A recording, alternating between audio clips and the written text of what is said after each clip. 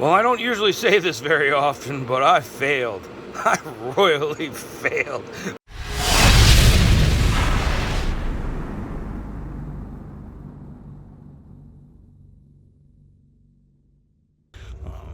So let's get this up and running. Okay, here's the moment of truth. Does it work? Let's hit it on, turn it on. Eureka! We got power, guys! It's going through the boot up. Cool. Let's go see if we've got what we've got on the screen. It's never good when the screen is black.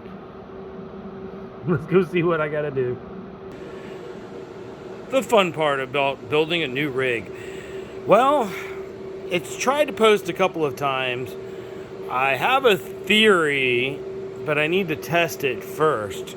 So we went ahead and tried to start all the rigs with everything plugged in. So now let's just try to start this guy back up with just a single graphics card, the Sapphire plugged in, and see what happens.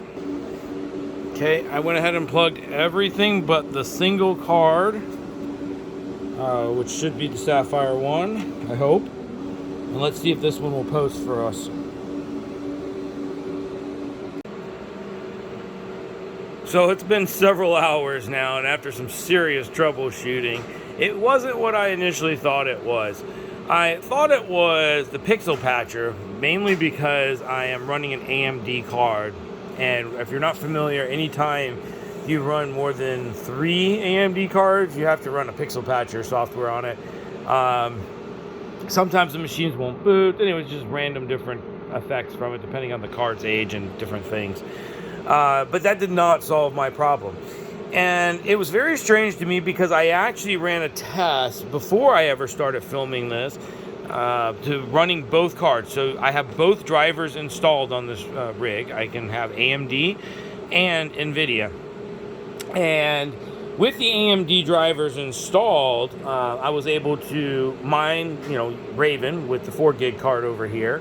And then I was able to mine Ethereum, and I was testing different settings and testing the stability of these M.2 expansion slots. And, it was working. I didn't have any trouble for whatever reason. Now, for some reason, I did have to go into disk management, hardware manager, and re-enable the device every once in a while. It was glitching out. But it turns out it just does not like the 2 cards running simultaneously. I don't know if it's these particular A2000, 4000 cards or not, but once I switch the fan to outside until my adapter shows up, I just have a long version.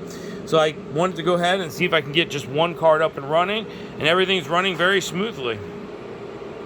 So now what I need to focus on is getting all of the other cards plugged in and see what happens from there.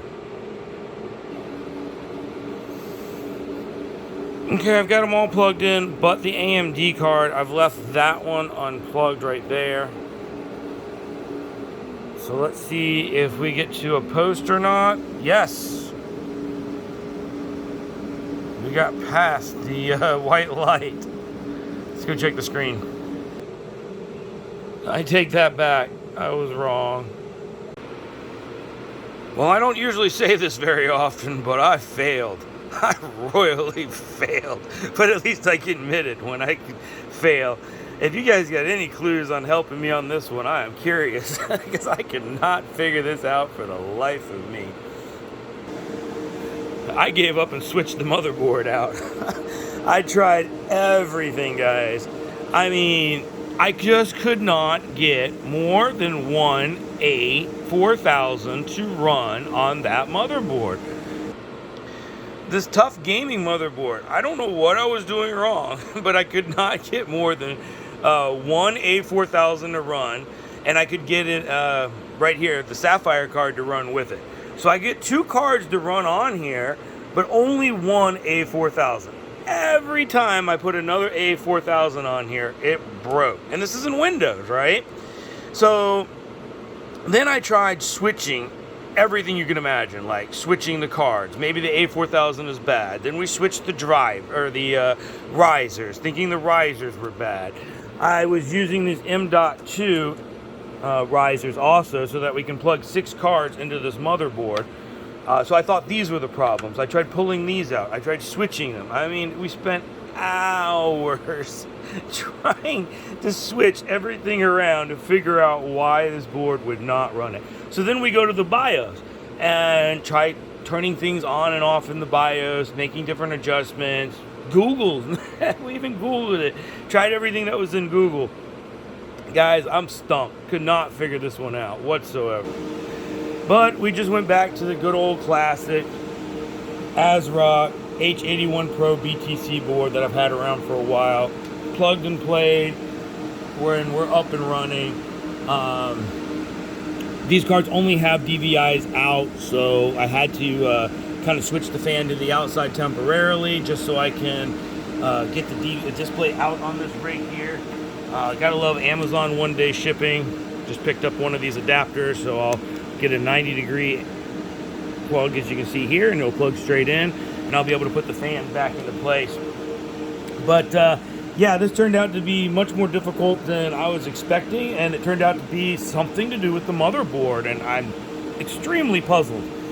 I mean, as much of a weekend waster it was fun and challenging and just unsatisfying because I was not able to figure it out.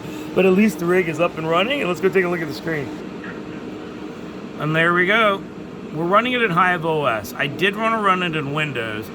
Fortunately, Kyle, my nephew, helped me out with popping it into Hive OS really quickly and getting everything set up. I was really going for Windows, but I had so much trouble, and we wind up having Hive OS on the SSD, and it was just plug and play, and at this point, I just let it be. It was just not worth the trouble. Now, you know, of course, we can go back and always get this to work in Windows now that we know it was the motherboard and not some other problem. Now, this altogether rig, as you can see, is getting 370 megahash. We should be able to get these guys up a bit higher. In my testing in Windows, these A4000 cards were getting up to 65 megahash, maybe 66 megahashes at 25 watts, which was really, really good. But you have to super overclock that RAM and the afterburner. So you just basically put the RAM all the way to max 2000 plus an afterburner and set the power limit to 90. Maybe you can get 88, but 90 works all the time for most cards. And then pull back your CPU on the card to 297, a negative 297, and put your fan at like 85%, 80%, and that's got it extremely high, 65 on all the cards I was switching in and out testing. But the whole time I was testing, I was pretty much only running one card at a time with the AMD card and running tests. I never tried putting 2 in until I actually built the rig. All right, guys. Well, there's my fun story of making my first A4000 rig. If you guys missed it, we got all the other rigs for the other project over at my dad's house, and we're going to be building quite a few over there, and Kyle's mostly been working on that. I'm going to help him this weekend. So thanks again, guys. Appreciate you sticking around, watching this long. Make sure to subscribe if you have not, and leave a comment, you know, and make sure to like the video as well. It always helps with the algorithm. Talk to you guys later on. See ya.